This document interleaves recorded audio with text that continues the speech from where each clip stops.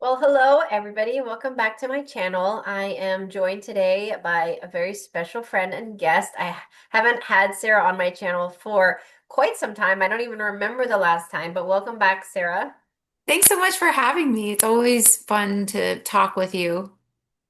Thank you. Yeah, we were just talking right before. I was like, who can I invite on my channel that we can have like an uplifting conversation and just somebody with a positive attitude? Because it's not that I'm like this person that thinks everything is rainbow and sunshine and it's always good and love and light. But if you keep your attitude and you focus your attention on those things, then we can make things lighter, right? And so Mhm. I like your attitude, and that's how I feel like you are a lot of the time as well. So I wanted you to come on today to talk about some things like what are you seeing in your sessions most lately? Actually, there's so many things I want to talk about. I have a list. Specifically, I wanted to get into fairies first, actually. So I'll go Okay. ahead out and start. And the reason why is because for me, and so for those of you that don't know really quickly, Sarah is this master QHHT practitioner.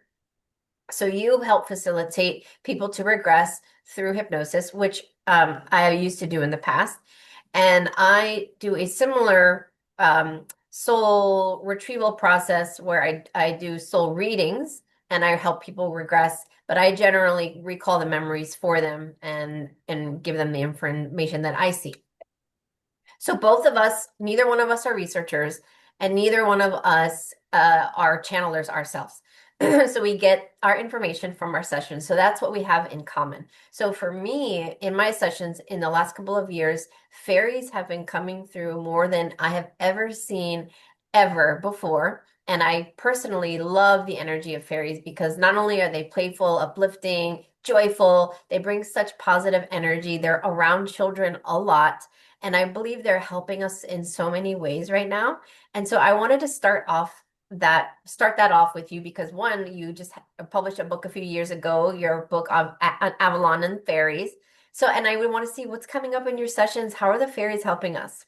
Oh my gosh, there's so much coming up in sessions recently, and especially with fairies, not only fairies, but dragons, like these creatures from this other realm that seems to be very much a part of our reality. We just can't see them, but they've been coming up all the time. And it's really interesting because I don't choose what I'm going to write about. Like you said, I'm not looking through other people's material ever. So I don't choose what books I'm going to be helping people with or, bringing to the world. The way I do my work is all this information comes to me, and then I gather it from all the different hypnosis subjects that I'm using because I don't just use one person. I use multiple people in order to find the commonalities, and they never meet each other. So in my latest book, A Hypnotist Journey to Avalon, I really learned a lot about this fairy realm or this Avalon, not only fairy realm, Avalon consciousness, but just that many people in the past, in all these ancient cultures, understood that there were fairies. They called them different things, like little people. They had all different types of names for them. And this is important because as we shift our DNA, as we become more enlightened humans, we will start bumping up against that reality. So we will have access to this reality.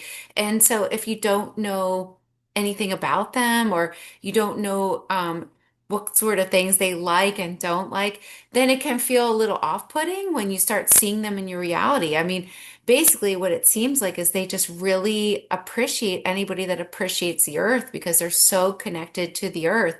When someone comes um, with a form of like with respect and honors these fairies and honors these beings as being real and works with them in a beautiful way in order to become a steward of the earth, essentially, then they respect you and they honor that. And so there can be a beautiful co-creation when you start working with these beings, these fairies that are all around us. And Mhm. so, as we move through this evolution of our consciousness and we start to see these other realms that we didn't really know were real, then it's almost like well, now what? What do we do? And so it's all this ancient knowledge has been hidden in like our tribal elders, hidden in our subconscious. And we're reaching this point again where it's starting to come out of us. And we remember, wait, we are magical, magical creatures. We have this electrical system within our body. We can create magic. We can speak telepathically. We can move objects with our mind. We could communicate so deeply with the earth and learn things from the earth. So there's so much to that is really coming, that's important because of where we are now in our soul's growth. But I want to tell you about the most important things or the what's been coming through Okay. my sessions like crazy. And Okay. what has been coming through is that we almost don't really have the luxury anymore of not fully grasping that we create our own reality. So, you Mm, were talking about there's so many doom and gloom predictions, but those can be 100% false because they're not what you believe and they're not in your reality. You can have three different people sitting next to each other, literally sitting next to each other, and one person could be maybe they have a lot of fear. This fear usually keeps a person in a cycle. Fear, maybe they feel very stuck, and this fear creates like a bubble, a fog around them. You can have one person with this fog, and it's keeping them stuck from seeing who they really are. And then you can have another person sitting right next to that person. And in their reality, they have a little less fear. They have less fog. There's literally less fog in their reality. And then a third person in the same room that has no fog at all. But these people can interact with one another. And so, what the higher selves of multiple clients have been saying is that we need to really get this understanding that we create our reality. So, when someone tells you something like, oh, you're all going to die or whatever, that does not need to be true at all. In fact, there are no rules for anything. All the rules we've been taught are just programming. They're not real. None of it is real except for what you make your reality to be. So the problem is that when people are telling you doom and gloom, doomsday predictions, these are the ones that they're actually creating by talking about it, by focusing on it. And it's twofold though. So yes, in the future, those people that have a lot of fear, they can definitely manifest this fear. You can manifest whatever it is you want as we move through this evolution of consciousness. But there's people taking advantage of this right now. And so here's the thing, there's people understanding that they none of the rules mean anything, and they can literally create heaven on earth, not after the shift or anything like that, but right now, because mm, this is a manifestation planet. Now it's considered a manifestation planet. So, you know, we've we don't nobody really wants to like sugarcoat anything. When you're in pain, you don't want to be like, I feel so great, because that's lying to yourself, and you're going to show yourself how you're lying to yourself and gaslighting yourself. But when we ease into this and understand that as our frequency that really is creating what we see in our world around us, we can bring it to an step by step easy process to start shifting, like choosing that next better thought, understanding the power of our thoughts. Sorry, I know that's a lot, but there's been no. so much coming through.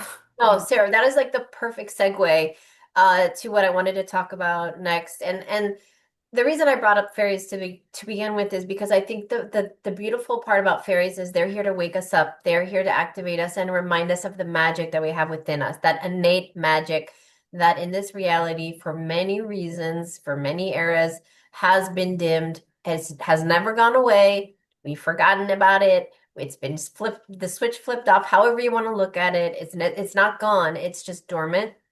And so there's so many more fairies in this reality, and there's a lot more fairies incarnating. So I'm meeting people like clients who are from the fairy realm, and I can always tell a fairy, I can point them out of a group. for so many reasons. One, they tend to be very tiny, they have fair skin, they're brittle sometimes, they don't eat very much, they're skinny, they tend to have health issues, but they are fun, energetic, and sometimes a little wild and rebellious. I mean, they have lots of different personality traits, but they're here to activate and remind us to have a little bit of fun. And because when we can raise our frequency, then we are not boggled down by that lower density you were just speaking about. And that's when we start to see through the illusion. And when we see through the illusion, we realize we are the alchemists, we are the creators, all of us. And if we work in unity together, we can create whatever it is that we could desire. And that's where we are right now. It's exciting. Is an exciting time because people are finally seeing through the illusion. They're activating, awakening, finding like-minded souls, and we are becoming so powerful, which scares the you know what out of the dark side, who have been, kind of the guardians of this to make sure that we have remained suppressed. So what you're bringing up is so important. Exactly. And that's the thing. When we can talk together, we remind each other, wait, we can co-create this beautiful life. When you do something like turn on some of these negative programmings or watch the news, you are just broadcasted with information that you can't, that you're small, that you need to go seek like a doctor, or you need to go seek advice that's not yours. But it's that activation with other people, reminding each other it actually helps us become more powerful. And it's true, this is a very exciting time since we're really stepping into this evolution of consciousness and we're really understanding that we are the orchestrators. Then imagine what we could create with this world all together when we remind each other that we can create something beautiful. But I wanted to say that it's really interesting about reincarnated fairies or druids because sometimes it seems like a lot of these new children that are born 2013 and under, the number 13 is so special for fairies or people really tuned into that realm a lot of times. And that was like a marker, they've said, that any child born 2013 and under, they came here with a very specific purpose to bridge the gap between fairies and humanity. And that sometimes there's a marker where some of these children or even adults have issues with anemia. And there's a reason for that because the fairies were so upset about the iron and iron depletion of the earth since the fairies are so connected with the earth, which we are all too, and we Yeah. don't remember our sensitivities, but fairies are in a higher plane, so they do. And so there was like a subconscious clue that they left each other when they reincarnate as a human. Not only they would be born 2013 and under, but they would come in with anemia possibly, and usually have the A blood type. Not all the time, but usually have the A blood type. So that combination is sometimes a subconscious clue that you're reincarnated from that realm. Yeah, a lot of them tend to have autoimmune disorders as well because there's a trouble with the body and the frequency integration process. Mhm. And Yeah. so it's really difficult for them to ground into their body, and that explains a lot of that as well. So, and I think we're just seeing that with starseeds in general. Yeah. We're activating the indigenous aspects of our ancestry, which is something else I want to talk about because I know you do so much travel and you go to I think you go to Egypt like twice a year.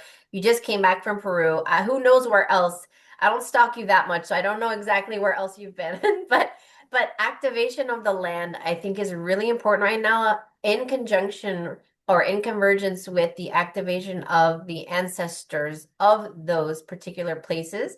And I think that the people likely that you attract, for example, or other people attract in their retreats. I've done some retreats in the last few years that have been more local, like in the States.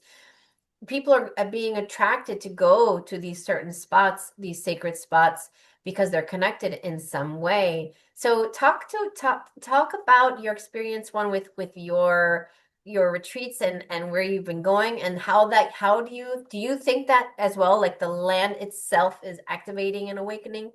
So the way I've been told is that through my clients' higher selves is that the land calls certain people to it to come together as a group. And then when a person is like, maybe they're a star seed or even they're activating their soul, awareness, they light up like and then they become beacons. So they are actually putting different codes and frequencies into the earth in certain places, but it's much more powerful when you do it all together as a group. And so, my groups never need to know exactly what it is that they are doing, but I know this. And Yeah. I know that especially when you go to a place like Egypt, the temples there call you. You don't go to the Sphinx or go to these places by accident. Your soul has decided that this is the perfect time for you to come back and regain not only past life memories that you've placed there for yourself, but information that you actually can pick up when you go to these places.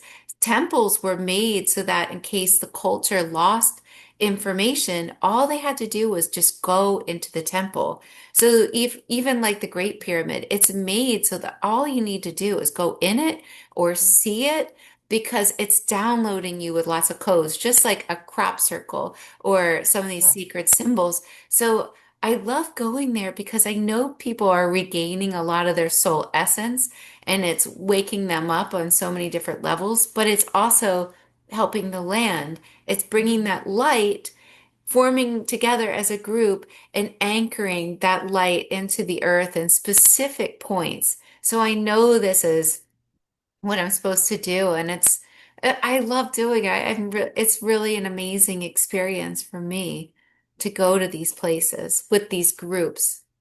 Yeah. And you just came back from Peru. Tell us about that trip. I absolutely love the people of Peru because unlike some cultures where they've completely lost their traditions and lost like the knowledge from their ancestors, there's still a great effort to keep the knowledge still keep that knowledge and teach that knowledge. Mhm. Of course, they have to be careful. Hold on one second. My dog is barking. Does it bothering you? I can't hear Okay, good. All right. Well, then never mind. Um, it.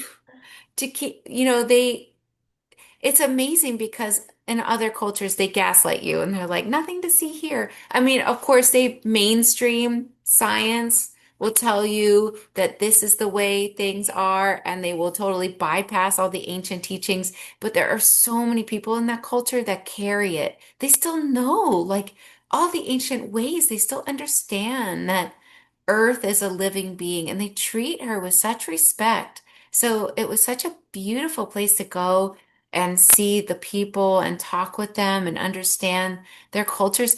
Oh my gosh, it was so interesting. Like some of the people that are still carrying these ancient ways and passing them down through oral traditions. Remember that in Peru, a lot of ways that they would receive knowledge was to take the leaf of a coca plant and they would roll it up and they would stick it in their mouth and ask the plant to give them information. And they said that's all they do. They would put this plant Oh, the leaf, because leaves are so incredibly powerful, they contain the blueprint of the cosmos in them. They would communicate directly with the plant and they would feel like they could go into sacred places. And by doing this, they would have their communication opened. And then they would also do things where whenever they really wanted to connect deeply with the earth, they would go inside the earth in these tunnel systems. So they would go inside the earth and they would do just breathing techniques, which would basically suppress their breath. So they would be without breath, like they would breathe in really deeply and hold it, exhale for long periods of time so that they were slowing down their breath and slowing down their heart rate. And it was between breath that they would get this information inside the earth during certain thinnings of the veil, like during the solstice or equinox. And they would receive information and communicate with their star ancestors. This is a Hmm. great part of their culture and their ancient ways. That is fascinating. I had no idea about the leaf part. I have a best friend that I grew up with that's Peruvian, and I'm gonna have to call her and be like, "How come you never told me about that?" That is so interesting. So. I've never heard that before. And that, but it just goes to show there are a million and two ways that we can receive information from the reality around us, both through the mind, through the taste buds, through the auditory. I mean, just there's so many sensory systems that we can absorb from. And something you said that's interesting, which I think we're seeing a lot of right now, is the veil is thinning. So there's so many bleed throughs occurring, and I have so many clients that some are literally feeling like they are like going psychotic, like mental breakdowns, because Mm. they are having vivid memories of themselves in other lifetimes and or remembrance, and I feel like that's happening a lot. Are you seeing that with your clients as well? Oh my gosh, it's like this huge crisis where people are starting to see these bleed throughs. But there's a bunch of reasons for this. And so we really are on the precipice of solidifying these higher timelines and solidifying all the timelines. And so you can actually see into your multidimensionality. You're not, People are not going crazy. They're just developing their sensitivities. I mean, our sensitivities, our abilities are coming much more online. But if you are having trouble with that, it can really help to start grounding yourself a little more because it's so easy, especially for these star seeds, once they figure out who they are, to really become a bit ungrounded as they're bombarded with information. So to just ground into it and have a buddy or have somebody that helps you and walks you through it because it's a lot right now for a lot of people. Some people are seeing like this different, almost like two suns, because they can see into like this new earth reality or this new creation that we're creating for ourselves, the birth of this new age. So there's so much happening. And I feel like not only that, with all the solar activity, people can feel a little sick. Like a lot of people have colds, and not just because of a basic cold, but because they really need to ground into these new frequencies. There's a lot hitting the planet. It can cause people to be very inflamed, but inflammation is shaking things up. Inflammation is like bringing things to the surface to kind of move it so that it's not stagnant. I mean, there's so much happening with, these solar flares, all these comets coming, it's just a lot. I know. I think that there's so much information about, like Three Eye Atlas, which I've tried to kind of stay out of because I wasn't really getting the same information that most people were getting. And I was like, okay, we don't need one more person talking about it. But it is apparent to me that there are a lot of solar flares. There are like strong frequencies coming into our atmosphere, and it is causing several things to occur. One, it's activating and awakening and assisting us, which what you just said, the side effect of that can be, maybe fatigue, or your body has to integrate that. So that take that, I mean, I feel like we were just talking before, I've been sick all week. And I think that that's what's happening to me. I'm having a major purge, and then an activation usually occurs right after that. And my sessions this week have been crazy, which is good. But it can all these flares can also affect you in a negative way if you are not in the right frequency to receive, or you don't want it. Like, how do you feel? Like, do you feel like there are two different worlds we're living in right now, and like Oh, different yeah. frequencies, and there's a division occurring of like a separation? Like, what is your viewpoint on all of that? Well, what I've been told is happening is that we're really solidifying our timeline. So I notice myself, I don't know if this happens to you, but I can feel like I'm in two different worlds at the same day. Literally, I can Yeah. call the airlines and be like, "Hey, can I switch to this other flight?" And literally it'll be against the rules for me to do that. And then I'll call in like 5 minutes later when I'm feeling happier, and it's no problem at all. Almost like they were Mhm. two different realities just based on how what I'm generating out of my solar plexus, and I do feel like people are walking between so many different worlds right now that it's very confusing. Like you Mhm. can look at something and it almost has a different color to it, and then come back to the same thing and it's totally different. And you're like, wait a minute. And it's because we're moving in and out of these different frequencies, these realms. We just have to choose which one we want to anchor ourselves in. And so it's really cool that you were saying like you didn't want to be another person talking about the three eye atlas, because the whole thing about the three eye atlas really does seem that it's different according to everybody's different realities and what they're focused on. It's so different. And it's one of those experiences where it's showing us this like, okay, what is it that you want your reality to Exactly. be, and sort of putting your focus into it, to the creation, the play that comes with that. I think so many of us are so afraid to really play with our imagination, but to think these playful thoughts, what would I like in my reality? And really run wild with your imagination and feel how you would feel having one of these, like whatever it is that you want to bring in and play with it. But it goes back to the whole fairy things.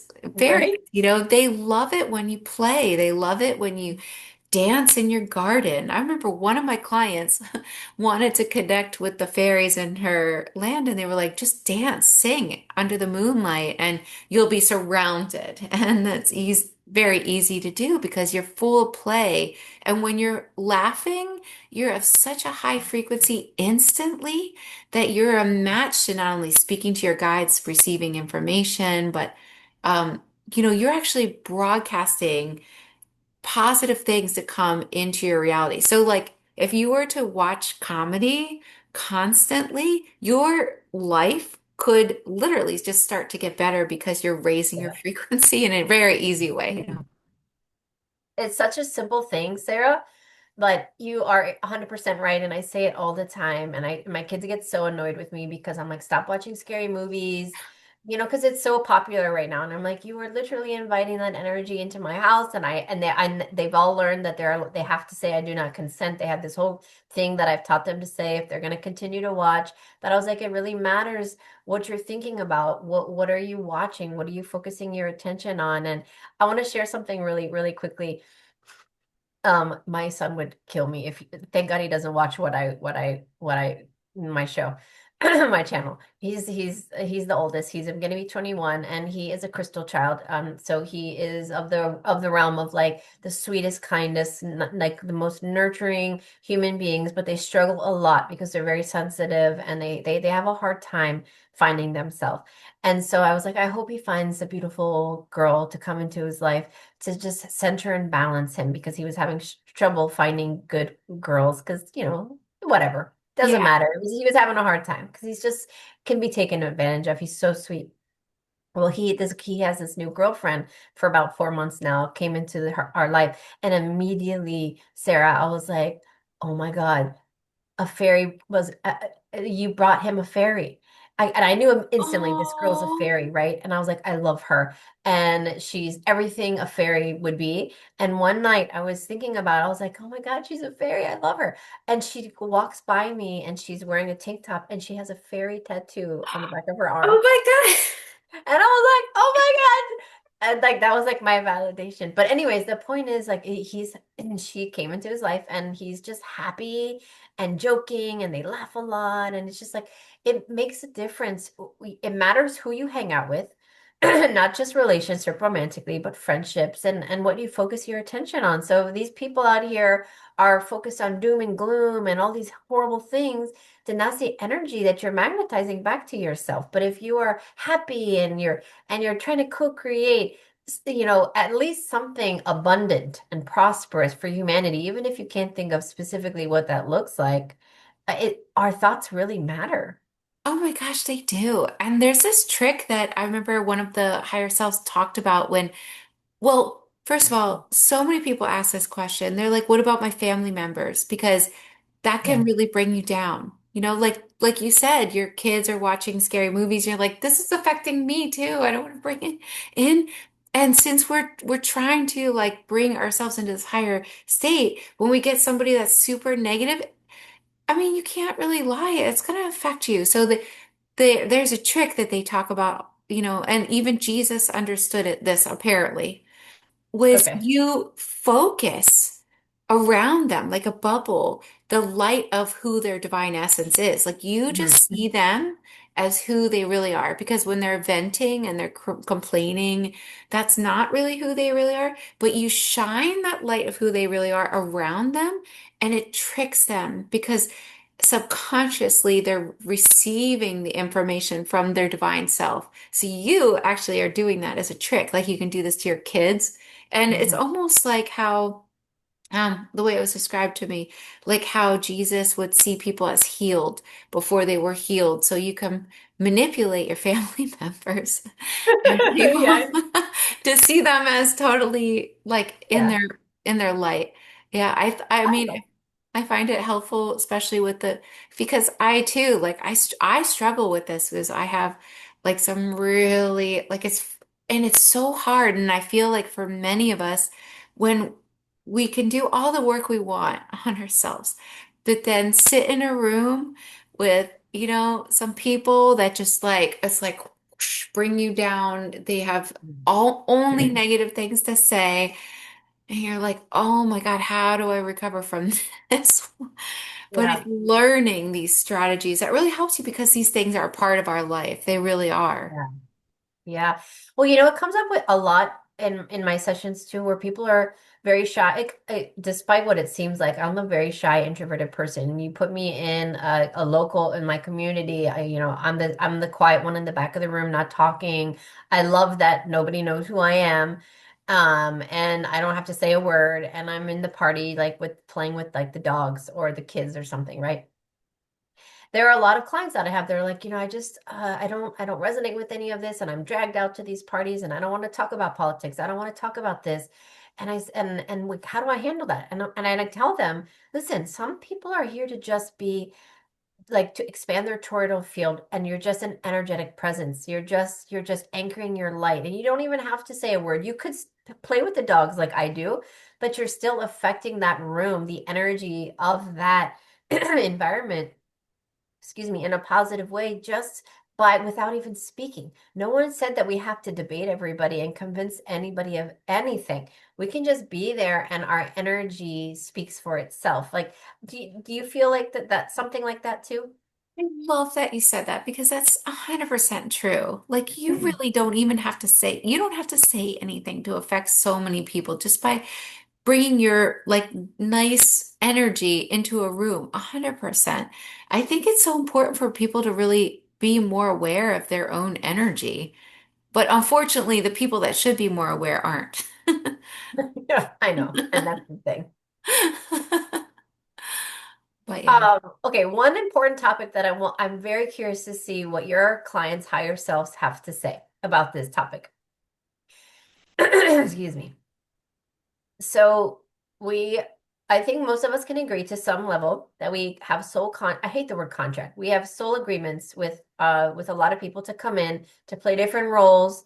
And we have struggles, things that we challenges, et cetera, et cetera.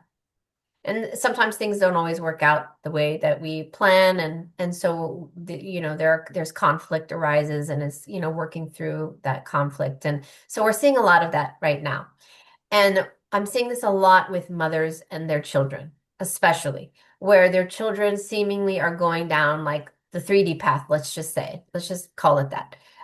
They're buying into a lot of the narratives and the agendas, and these mothers are having such a hard time because they're like, I failed, or it's my fault, or I'm not doing enough, and they're literally carrying the burden of the choices that these children are making. And what I'm trying to explain to my clients in the best way that is coming through for my higher self and their higher selves in these sessions is we have not come here to carry the burden for our counterparts, our children, our parents, our siblings, our friends, our romantic partners. We can influence, we can mentor, we can guide, support, facilitate, be the catalyst, but we do not and nor are we supposed to bear the responsibility for someone to ascend or change or transition. We are just there for the support or whatever role we've chosen to play. And so I'm trying to work with a lot of mothers specifically, but this is relatable to anyone really. uh it's not our responsibility because of free will. So we do our best, but we can't Yeah. take on the burden. Are you seeing that with your higher self, your clients, their higher selves, of like navigating challenges with relationships with their family members, things like that? Oh, 100%. I mean, they ask all these same questions too, which is so, great to have this conversation. I mean, they come in and just like you said, they feel responsible, like they themselves led to their child being on drugs or having issues in school. And the higher self, when they're under hypnosis, always says the same thing. It's like, no, you are you, but you can't learn the lessons for your children. You can't learn the lessons for everybody you love because I love Teal Swan. I watched her this one time and she said, you didn't come here to arrive safely at death. Like you really didn't. You came here to learn. And so even if you look back on your own life, I mean, I don't know about your life, but mine was just insanely full of challenges. I mean, I went through alcoholism. My poor parents had to watch me go through that, but I wouldn't be in the position I'm in right now if I didn't go through so many struggles. And so, if you can look at your children as the way Source looks at us, like Source doesn't help us learn all our lessons. Source is like, good luck, you're here to Right. learn this, you're here to learn this. And so you have all these challenges for yourself. But our children come in with all these challenges. And I think a lot of us just are programmed to, it's a program that we need to safeguard our children from the world when that's not the case. We come in with all these lessons. So you're almost like robbing them of their own lesson. Imagine if you like robbed somebody of the greatest lesson and growth of their life, but that's essentially what you would be doing if you learned the lessons for your children. So it's just unfortunately part of this game that we're in this ascension, basically. But it is really, really hard to watch your children struggle. I think there's nothing worse than that. Every little thing you feel it worse almost than your children do. Oh yeah. So it's really reprogramming us as parents too, because I feel like especially as a mother, I know you're a mother and you do so much amazing work for other mothers. But as a mother, we need to really come together and see how we've been really programmed to to take responsibility for our children or to feel like we ourselves have failed if our kids get like a scratch or something like that, or even like my parents when I went through my alcoholism and all the other struggles that I've gone through, they didn't fail. It was me. I needed to go through this. Well, and I'm sure in hindsight, right now, you have a conversation with them, and they say, "Yes, Sarah, I understand. I understand now. It makes sense.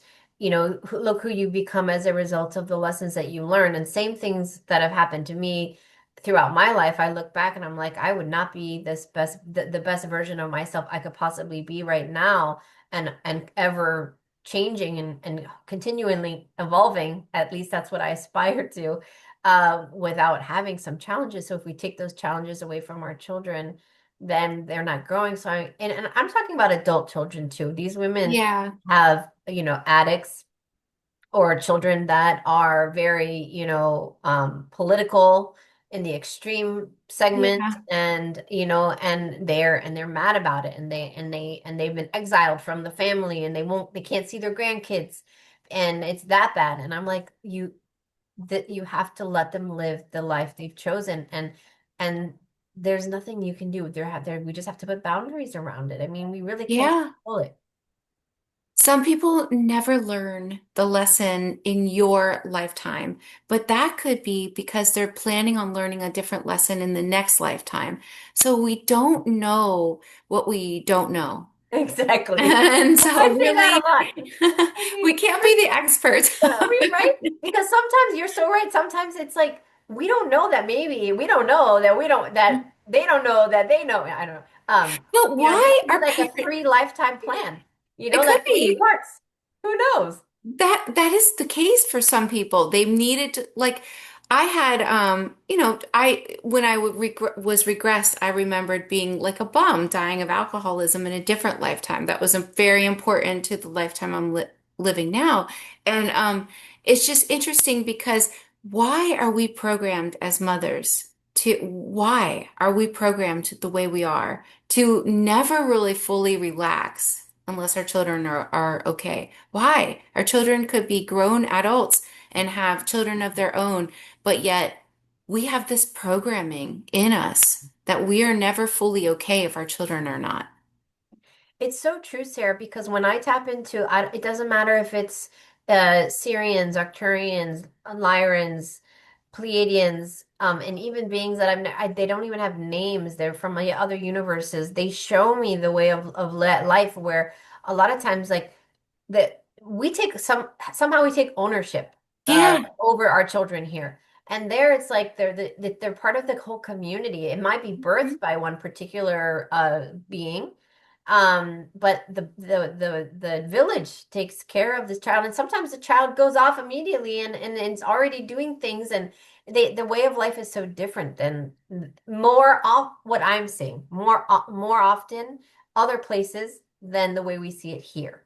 And And maybe even it is in a the program. Maybe it is a program like you're talking about. Like, I so think it's a program. I think yeah, it's a program that keeps us taking ownership. I feel like it's very set up because if you look in the ancient cultures, even like when I was working on that hypnotist journey from the trail to the star people with the indigenous man who told me his story. I mean, it was my client, but under right. hypnosis was a man told me his story. They felt like they raised all the children. They never had like ownership, like this is my child. It was more like this is the group's children.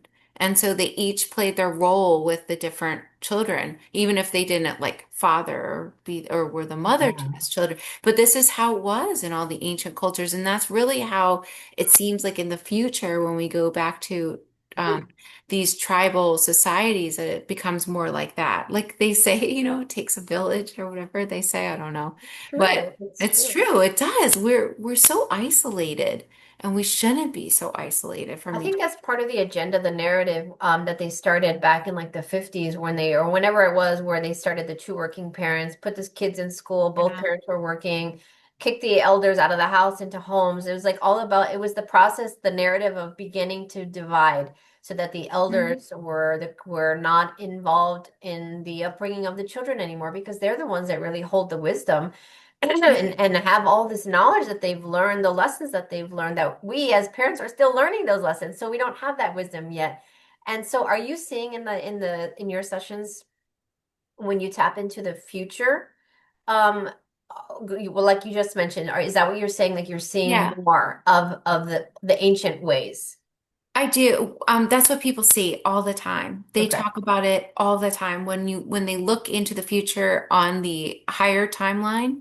And just because it is the timeline that the people want, basically. Not everybody wants that timeline.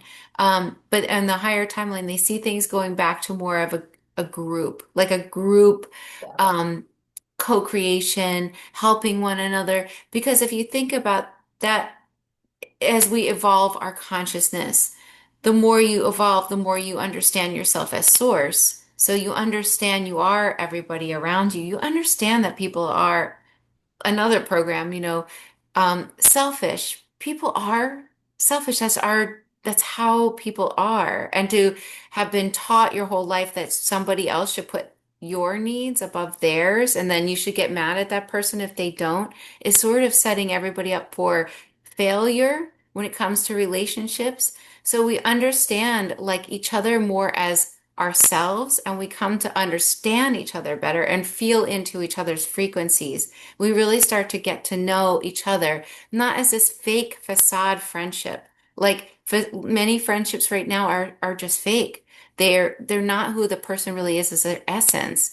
There's like a tendency to just look at people from like this whole fakeness of like, I'm going to pretend like I, well, it's just so Right, right. fake. It's like there's so much more to who a person really is, and sharing that and Yeah. really working with another person on a deeper level is what they talk about the future being, and having groups that really understand their humanity and how they're working with nature and how they're working with themselves on a deeper level. And as you evolve and become more like Source, what happens is you release a lot of fear and negativity, because fear is what adds to the negativity. So when you're less afraid, when you feel supported from one another, you're no longer thinking that everyone's trying to take from you.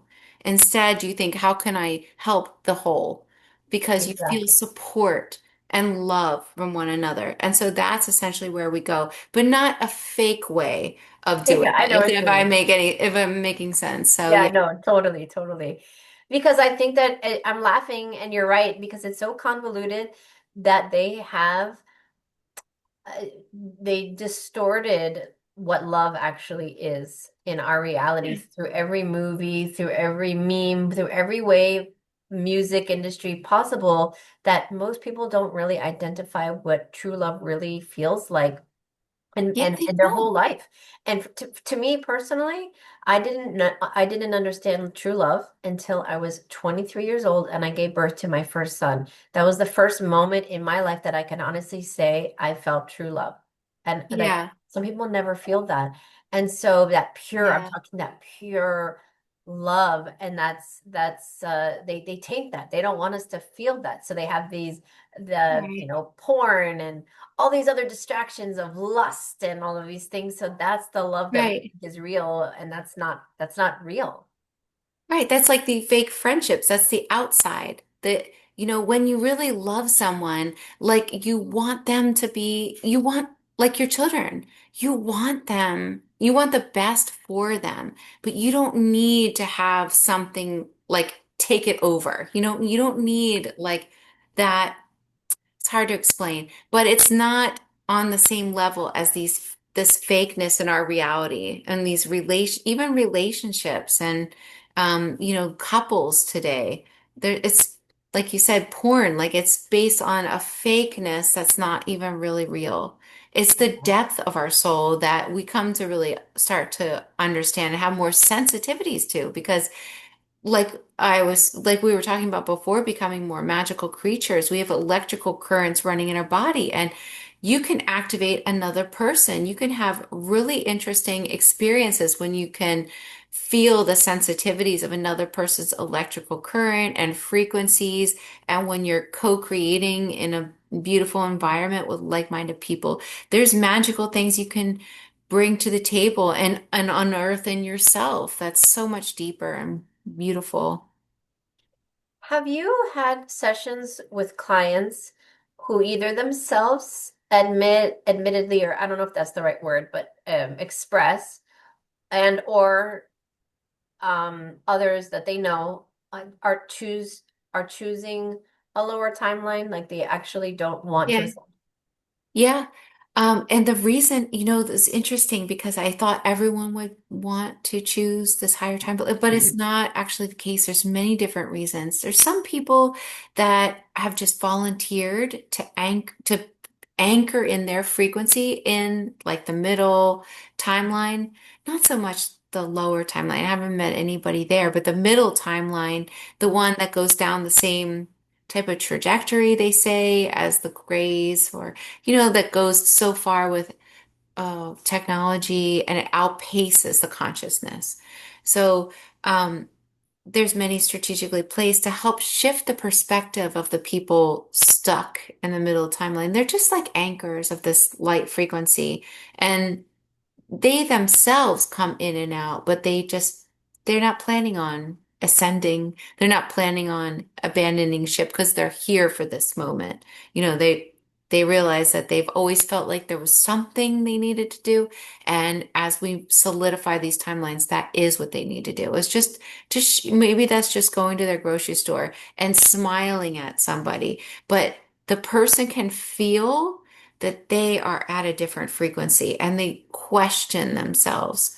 how come this person seems to be happy in this moment? And so they ask themselves, and that leads to the questioning that leads to their evolution. So that person that is anchoring in this higher frequency in the middle timeline is never planning on shifting to the higher timeline. So yeah, there's many people like that. But I also ask, why are people like the ones that are lower density, if you want to call it that? Because there's no wrong way of doing this, but the lower density, some people come here because they really want to have that separation from source. You know, when you pass and you leave this life, or even in deep meditation, you could feel that you are source and it's so beautiful, and you know this about yourself very deep down when you really investigate. But some people come here for this 3D experience. They do not want to be connected with source because they want that separation. They don't want Mhm. to know about it. They don't want to connect with it. They want that separation because it's a huge experience for that soul. So you don't always know what a person is going through. And so you can't really help people that don't want to be helped. Like people simple enough that want to stay in that 3D negative timeline, Yeah.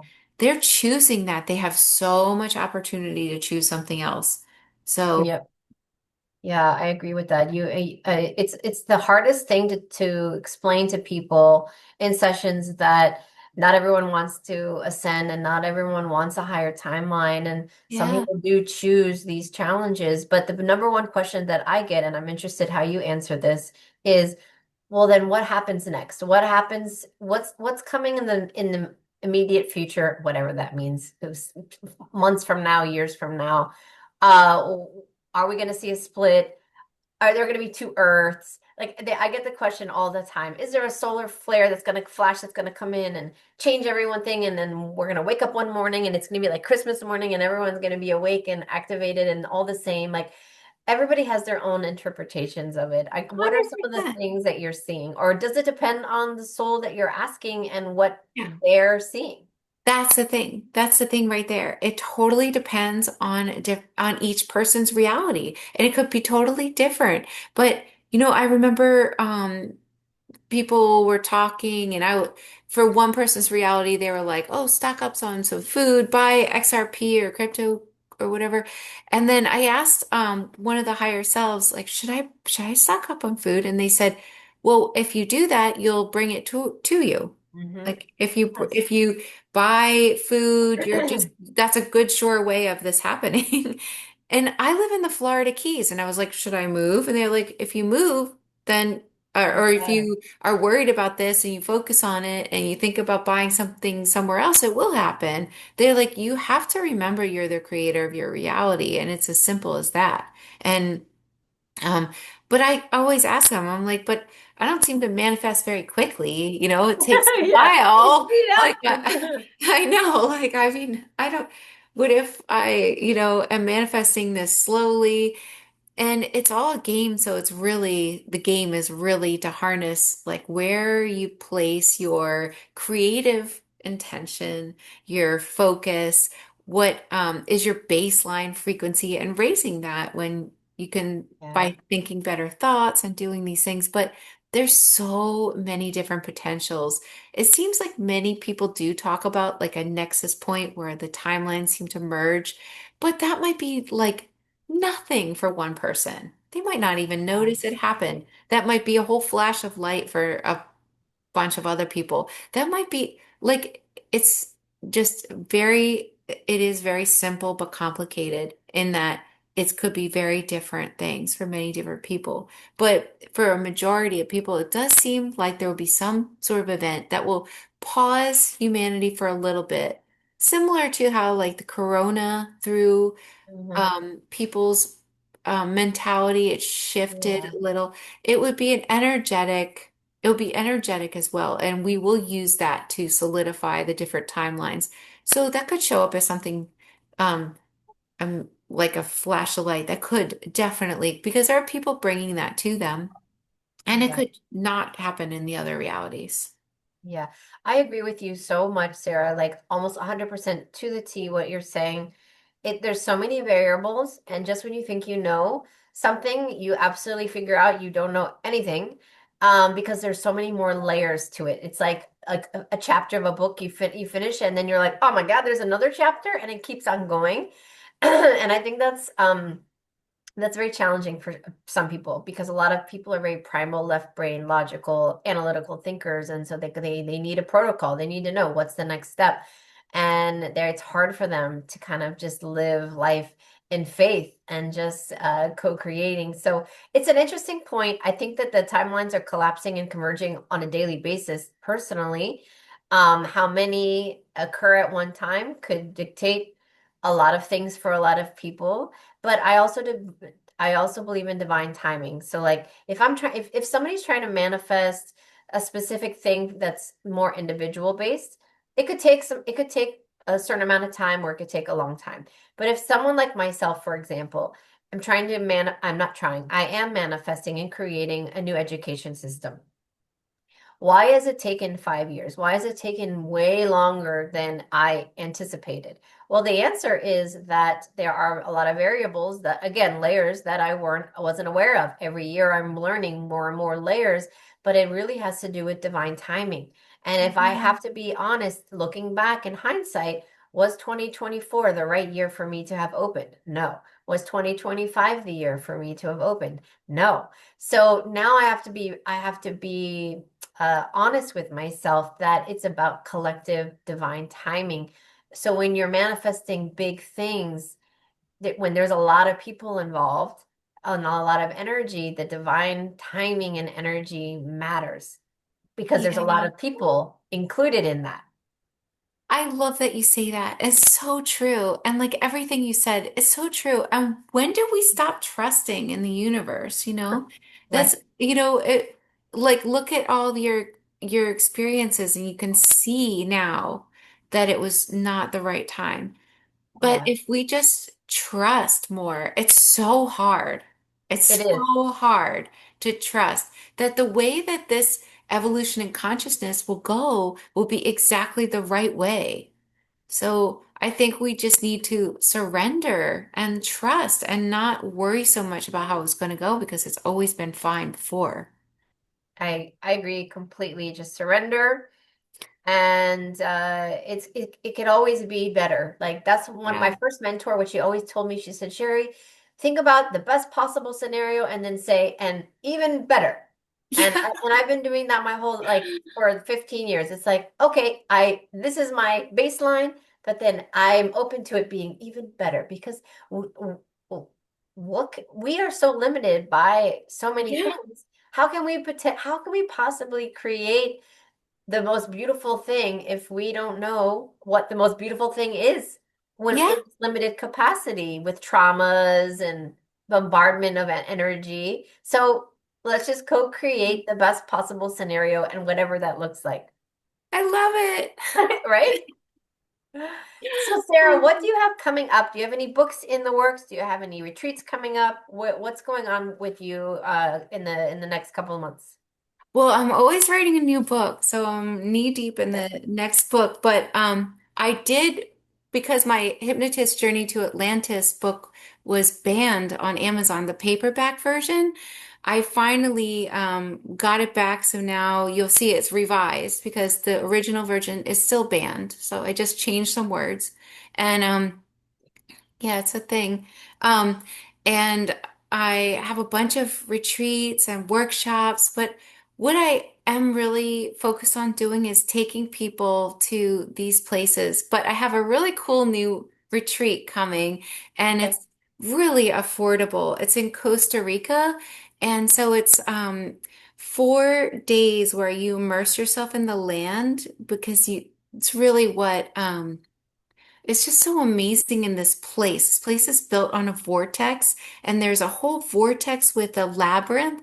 So you stay and immerse yourself in these glamping tents. And then we do a workshop. There's a woman that teaches how to make medicines with different plants. So she'll tell you what plant Mhm. can cure what. And then we do an authentic Tio Mescal sweat lodge, basically using all the ancestral wisdom that she still carries where you communicate with the grandmothers, and then we do ayahuasca on the last day. So it's Oh, really an amazing immersive event, and it's very small. We keep it very intimate, but that's you'll see if you go to my website, theholistichehypnotist.com, and you Okay. look When is under it? retreats. Theholistichehypnotist.com, No, when is the Costa Rica retreat February 27th through March 3rd. of 2026?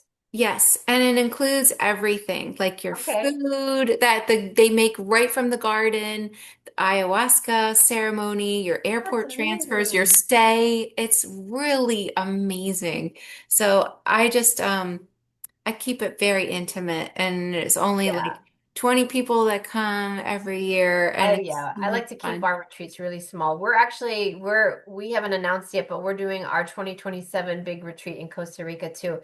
I think so a year after you, but I think Costa Rica is calling a lot of people Yeah. right now. So there's activation. Speaking of activation of land, there's certain spots that are calling a lot of people. Costa Rica is one of those, and I've been wanting to go for a long time. So you're going, we're going. I know a couple other people hosting retreats in Costa Rica. So there must be something going on that is calling our energy there. So I'll leave your links to the new revised version of your book and your website in the description so that people can find you.